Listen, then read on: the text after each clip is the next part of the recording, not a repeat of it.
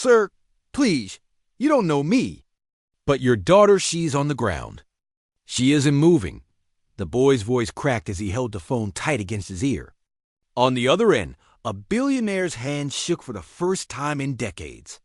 Money, power, empires, none of it mattered now. His entire world had narrowed to a single terrifying truth. His daughter's life was in the hands of a boy he had never met. The city moved like a machine. Horns blared, feet pounded the pavement, conversations overlapped in the noise. But in the middle of that chaos, one woman staggered. She clutched her chest, stumbled once, twice, and then crumpled onto the concrete. Her designer handbag slid across the pavement, her phone clattering beside it. People noticed, but only for a second. They walked faster, pretending not to see. She lay there, breath shallow, skin pale. Her jewelry glistened in the sun, but no one bent down to help. To them, she was just another stranger lost in the city's rhythm. But one boy stopped. Small, skinny, maybe 10 years old. His school uniform was worn, the seams frayed. A backpack nearly bigger than his body hung from his shoulders. He dropped it instantly, kneeling by her side. His small hand shook her arm. Miss, wake up. Can you hear me? His voice quivered. No answer. Fear clawed at his chest, but instead of fleeing, he looked around desperately. People glanced, some frowned, but no one stepped in. He reached for her phone, the screen lighting up in his small hands. One name glowed on speed dial. Father. His thumb pressed the button. It rang. Once. Twice. Then a deep, commanding voice answered. Hello? The boy's throat went dry, but he forced the words out. Sir, please, you don't know me. But your daughter, she's on the street. She's unconscious. She isn't waking up. Silence. Then the sharp scrape of a chair. Where? Tell me where she is. Right now. Inside a skyscraper of steel and glass, the billionaire stood frozen. His empire stretched across continents. He was a man who never bent, never shook. Yet now, his hand trembled as he clutched the phone. His daughter, the one thing he loved more than all his wealth, was lying helpless on a dirty sidewalk.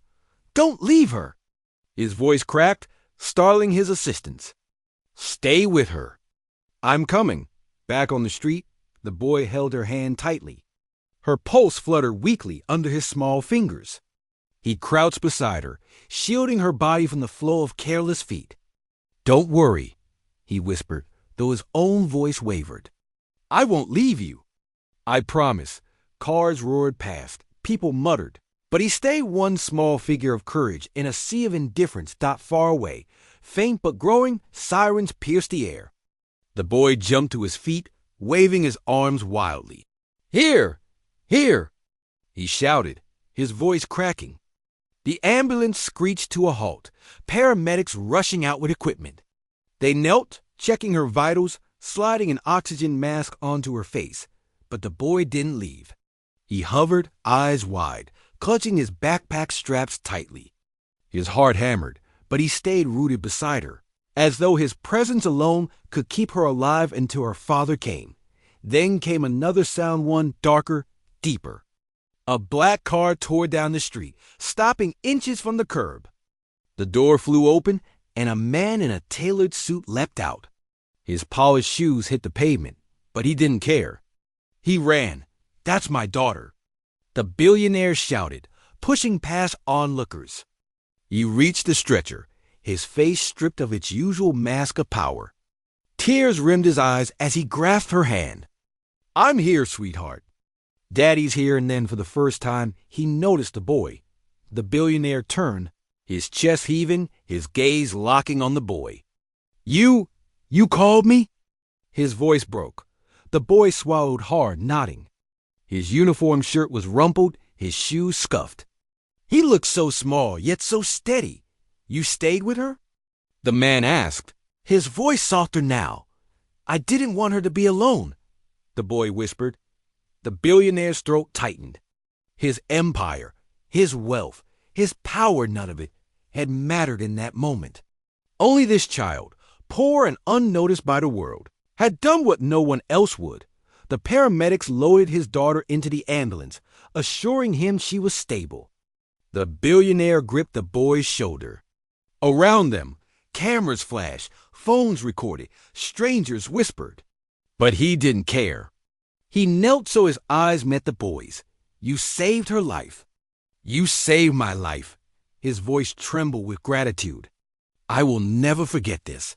For the first time in his adult life, the billionaire bowed not to another tycoon, not to a politician, but to a little boy whose courage had put his entire empire to shame.